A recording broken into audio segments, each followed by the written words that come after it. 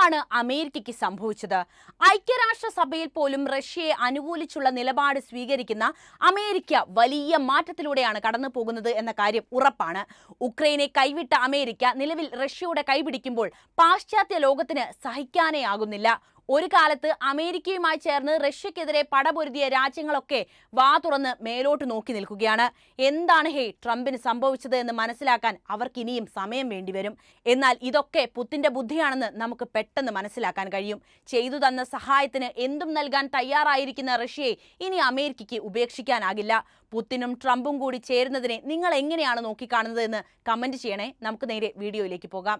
യുദ്ധത്തിനിടെ ഉക്രൈനിൽ നിന്ന് പിടിച്ചെടുത്ത പ്രദേശങ്ങളിലുള്ള അപൂർവ ധാതുശേഖരം അമേരിക്കയ്ക്ക് നൽകാമെന്ന് റഷ്യ പറഞ്ഞിരിക്കുന്നു. പ്രസിഡന്റ് വ്ളാഡിമിർ പുത്തിൻ്റെതാണ് ഈ ഓഫർ. യുദ്ധം അവസാനിപ്പിക്കുന്നതിന് പകരമായി ഉക്രൈനിലെ ധാതു നിക്ഷേപത്തിൽ അവകാശം വേണമെന്ന് അമേരിക്കൻ പ്രസിഡന്റ് ഡൊണാൾഡ് ട്രംപ് നിരന്തരം ആവശ്യപ്പെട്ടുകൊണ്ടിരിക്കുകയാണ് റഷ്യയുടെ ഭാഗത്തുനിന്നുള്ള അസാധാരണമായ വാഗ്ദാനം. റഷ്യൻ മാധ്യമത്തിന് നൽകിയ അഭിമുഖത്തിനിടെയാണ് പ്രസിഡന്റ് പുത്തിൻ പുതിയ വാഗ്ദാനം മുന്നോട്ട് വെക്കുന്നത്. ഒരു പടി കൂടി കടന്ന് ധാതുഖനനത്തിന് സംയുക്ത സംരംഭം ആകാമെന്നുവരെ പുത്തിൻ പറഞ്ഞുവെച്ചു. അമേരിക്കയും ഉക്രൈനും തമ്മിലുള്ള ധാതുഖനന കരാർ യാഥാർത്ഥ്യമായാലും അത് റഷ്യയ്ക്ക് ഒരു ഭീഷണിയാകില്ലെന്ന് പുത്തിൻ അഭിപ്രായപ്പെട്ടു. എന്നാൽ ഉക്രൈന്റെ കൈവശമുള്ളതിനേക്കാൾ കൂടുതൽ അപൂർവ ധാതുക്കളുടെ ശേഖരം റഷ്യയുടെ നിയന്ത്രണത്തിലുണ്ടെന്നും അദ്ദേഹം പറയുന്നു. പുതിയ പ്രദേശങ്ങളുടെ, അതായത് റഷ്യ ഉക്രൈനിൽ നിന്നും കൈവശപ്പെടുത്തിയ സ്ഥലങ്ങളുടെ കാര്യത്തിലും ഇത് തന്നെയാണ് അവസ്ഥ. പുതിയത് എന്ന് വിളിക്കപ്പെടുന്ന റഷ്യൻ ഫെഡറേഷനിലേക്ക് മടങ്ങിയെത്തിയ ചരിത്രപരമായി റഷ്യയുടെ ഭാഗമായിരുന്ന പ്രദേശങ്ങളിലേക്ക് വിദേശ പങ്കാളികളെ ആകർഷിക്കാൻ ഞങ്ങൾ തയ്യാറാണെന്നാണ് പുത്തിൻ വിശദീകരിക്കുന്നത്. സൈബീരിയയിലെ ക്രാസ്നോയ്സ്കിൽ അമേരിക്കയുമായി ചേർന്ന് സംയുക്തമായി അലൂമിനിയം ഉൽപ്പാദനം നടത്താമെന്നും അദ്ദേഹം അഭിപ്രായപ്പെട്ടു. റഷ്യൻ അലൂമിനിയം ഉൽപ്പാദകരായ റൂസലിന് ഏറ്റവും വലിയ ഖനികളുള്ള സ്ഥലമാണ് ക്രാസ്നോയാസ്ക്. അതേസമയം അമേരിക്കയുമായി സഹകരിക്കാമെന്ന റഷ്യൻ പ്രസിഡന്റിന്റെ വാഗ്ദാനം വെറും വാചോടാപം ആകാനാണ് സാധ്യത. തങ്ങളുടെ കൈവശം എത്രത്തോളം അപൂർവ ധാതുക്കളുടെ ശേഖരമുണ്ടെന്ന് അറിയിക്കാനുള്ള തന്ത്രമായും ഇതിനെ വിലയിരുത്തുന്നുണ്ട്. യുദ്ധം അവസാനിപ്പിക്കാൻ ഉക്രൈന് മേൽ അമേരിക്കൻ പ്രസിഡന്റ് ഡൊണാൾഡ് ട്രംപ് സമ്മർദ്ദം ചെലുത്തുന്നതിനിടെയാണ് പുത്തിന്റെ രംഗപ്രവേശം എന്നത് ശ്രദ്ധേയമാണ്. ലോകത്തെ അപൂർവ ധാതു സമ്പത്തിന്റെ 5% ഉക്രൈന്റെ കൈവശമായിരുന്നു. എന്നാൽ 3 വർഷമായി തുടരുന്ന യുദ്ധത്തോടെ ധാതു നിക്ഷേപമുള്ള പ്രദേശങ്ങളുടെ നല്ലൊരു പങ്കും റഷ്യ കൈവശപ്പെടുത്തി. ഉക്രൈന്റെ പക്കൽ $500 ബില്യൺ മൂല്യമുള്ള ധാതു നിക്ഷേപമുണ്ട് എന്നാണ് ട്രംപിന്റെ വാദം. അമേരിക്കയ്ക്ക് അവ ഖനനം ചെയ്യാൻ അവകാശം വേണമെന്നും ട്രംപ് പറഞ്ഞിട്ടുണ്ടായിരുന്നു. എന്നാൽ റഷ്യയിൽ നിന്ന് സുരക്ഷ ഉറപ്പു തന്നാൽ ധാതു നിക്ഷേപത്തിന്റെ കാര്യത്തിൽ എന്ത് കരാറിനും സന്നദ്ധമാണെന്നാണ് ഉക്രൈൻ പ്രസിഡന്റ് സെലൻസ്കി അഭിപ്രായപ്പെട്ടത്. അമേരിക്കയുമായി ഒരു സാമ്പത്തിക പങ്കാളിത്തത്തിന് റഷ്യ തയ്യാറാണെന്ന് അറിയിച്ചിരിക്കുകയാണ് റഷ്യയുമായി പുതുതായി നിയമിതനായ അന്താരാഷ്ട്ര നിക്ഷേപക സാമ്പത്തിക സഹകരണ ദൂതൻ കിറിൽ ദിമിട്രിവ്. വർഷങ്ങളായി ഇരു രാജ്യങ്ങളും വെച്ച് പുലർത്തിയിരുന്ന ശത്രുത പാടെ വെടിഞ്ഞ് മറ്റൊരു ലോകക്രമത്തിന് ഇരു രാജ്യങ്ങളും കൈപിടിക്കുമ്പോൾ അത് വലിയ സന്തോഷമാണ് ലോകത്തിന് നൽകുന്നത്. റഷ്യൻ ഡയറക്ട് ഇൻവെസ്റ്റ്മെന്റ് ഫണ്ടിന്റെ CEO കൂടിയായ ദിമിട്രിവ് കഴിഞ്ഞയാഴ്ച സൗദി അറേബ്യയിൽ നടന്ന ഉന്നതതല റഷ്യ അമേരിക്ക ചർച്ചകളിൽ പങ്കെടുത്ത വ്യക്തി കൂടിയാണ്. വിദേശ രാജ്യങ്ങളുമായുള്ള നിക്ഷേപത്തിനും സാമ്പത്തിക സഹകരണത്തിനുമുള്ള പ്രത്യേക പ്രസിഡൻഷ്യൽ പ്രതിനിധി കൂടിയാണ് ദിമിട്രിവ്. അമേരിക്ക റഷ്യ സാമ്പത്തിക സഹകരണത്തിന് റഷ്യയുടെ വാതിൽ തുറന്നിരിക്കുകയാണ്. കൂടുതൽ പ്രതിരോധ ശേഷിയുള്ള ആഗോള സമ്പദ് വ്യവസ്ഥയ്ക്ക് അത്തരം സഹകരണം പ്രധാനമാണെന്ന് വിശ്വസിക്കുന്നുണ്ടെന്നും അദ്ദേഹം തന്റെ എക്സ് അക്കൗണ്ടിൽ പോസ്റ്റ് ചെയ്തു. റഷ്യയും അമേരിക്കയും തമ്മിൽ വരാനിരിക്കുന്ന കരാറുകളെയും ഉക്രൈൻ സംഘർഷത്തിലെ സമാധാന ചർച്ചകളെയും കുറിച്ച് അമേരിക്കൻ പ്രസിഡന്റ് ഡൊണാൾഡ് ട്രംപ് തന്റെ ട്രൂത്ത് സോഷ്യൽ പ്ലാറ്റ്ഫോമിൽ നടത്തിയ പ്രസ്താവനയ്ക്ക് മറുപടിയായിരുന്നു ദിമിട്രിവിന്റെ എഴുത്ത്. യുദ്ധം അവസാനിപ്പിക്കുന്നതിനെക്കുറിച്ചും അമേരിക്കയും റഷ്യയും തമ്മിൽ നടക്കാനിരിക്കുന്ന പ്രധാന സാമ്പത്തിക വികസന ഇടപാടുകളെക്കുറിച്ചും റഷ്യൻ പ്രസിഡന്റ് വ്ളാഡിമിർ പുത്തിനുമായി താൻ ഗൗരവകരമായ ചർച്ചകൾ നടത്തിവരികയാണെന്നും ട്രംപ് കുറിച്ചിരുന്നു. ചർച്ചകൾ വളരെ നന്നായി പുരോഗമിക്കുന്നുവെന്നും അദ്ദേഹം കൂട്ടിച്ചേർത്തു.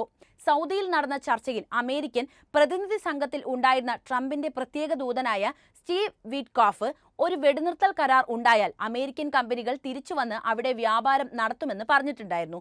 2022 ഉക്രൈൻ സംഘർഷം രൂക്ഷമായതിനെ തുടർന്ന് പാശ്ചാത്യർ ഏർപ്പെടുത്തിയ ഉപരോധങ്ങളെ തുടർന്ന് നിരവധി അമേരിക്കൻ യൂറോപ്യൻ ബിസിനസ്സുകൾ റഷ്യയിലെ അവരുടെ ബിസിനസ്സുകളിൽ നിന്ന് പിന്മാറുകയായിരുന്നു. അതേസമയം ഡോണറ്റ്സ്ക്, ലുഗാൻസ്ക് പീപ്പിൾസ് റിപ്പബ്ലിക്കുകൾ, കെർസൺ, സ്പോറേഷ്യ മേഖലയിൽ എന്നിവയുൾപ്പെടെയുള്ള ഉക്രൈനിലെ അപൂർവ ഭൂമിധാതു നിക്ഷേപങ്ങൾ വികസിപ്പിക്കുന്നതിൽ അമേരിക്കയുമായി സഹകരിച്ച് റഷ്യ തയ്യാറാണെന്ന് പ്രസിഡന്റ് വ്ളാഡിമിർ പുതിൻ അറിയിക്കുന്നുണ്ട്.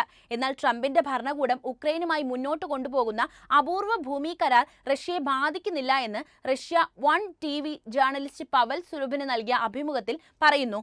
ഉക്രൈനിലെ അപൂർവ ഭൂമി ധാതു നിക്ഷേപങ്ങളുടെ യഥാർത്ഥ മൂല്യം ഇനിയും കണ്ടെത്താനുണ്ടെന്നും അദ്ദേഹം പറഞ്ഞു.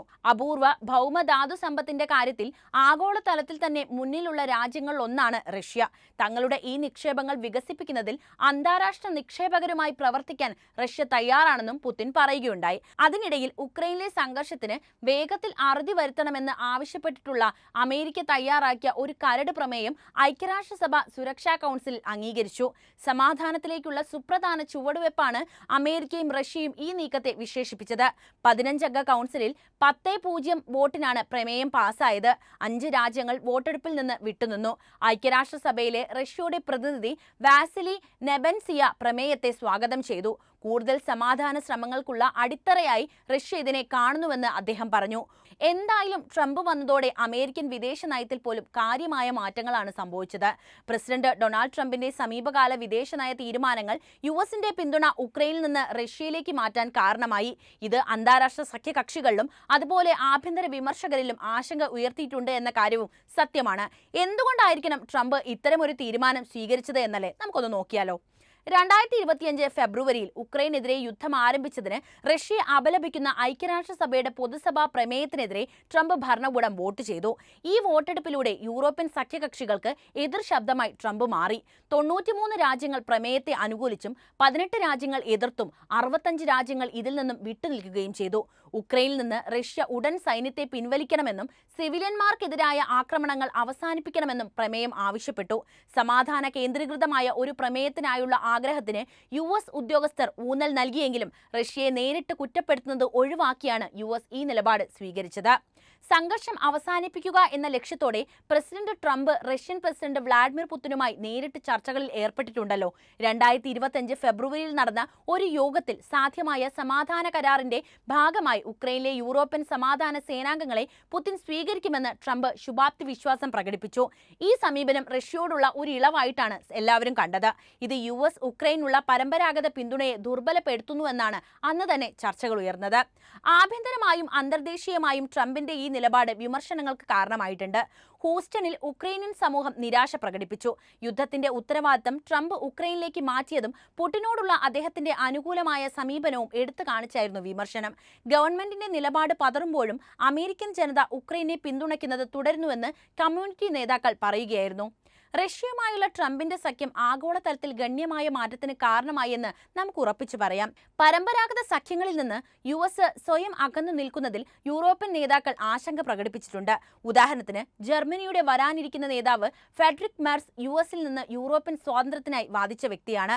UK പ്രധാനമന്ത്രി കെയർ സ്റ്റാമർ റഷ്യക്കെതിരെ തിരിഞ്ഞു. പാശ്ചാത്യ ശക്തികളുടെ തോളോട് തോൾ ചേർന്നു നിന്ന അമേരിക്കയുടെ ഈ രൂപമാറ്റം അവരെ വല്ലാതെ അസ്വസ്ഥരാക്കിയിട്ടുണ്ട്. കൂടാതെ ട്രംപിന്റെ സമീപനത്തെ മിഖായിൽ ഗോർബച്ചേവിന്റെ പെരസ്ട്രോയിക്കയുമായി താരതമ്യപ്പെടുത്തിയാണ് വാർത്തകൾ വരുന്നത്. റഷ്യൻ മാധ്യമങ്ങൾ അദ്ദേഹത്തെ അമേരിക്കൻ ഗോർബച്ചേവ് എന്ന് വിളിച്ചത് അങ്ങനെയാണ്.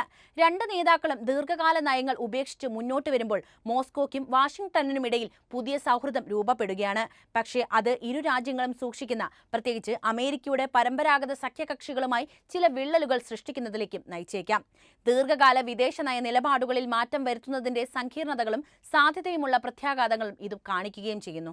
അപ്പോൾ ഈ വിഷയത്തിലെ നിലപാട് അറിയാൻ താല്പര്യമുണ്ട്, എന്ത് തന്നെയായാലും കമന്റായി രേഖപ്പെടുത്തുക. ഒപ്പം ഈ വീഡിയോ ഇഷ്ടപ്പെട്ടാൽ ലൈക്ക് ചെയ്യാനും ഷെയർ ചെയ്യാനും പ്രത്യേകം ശ്രദ്ധിക്കുമല്ലോ.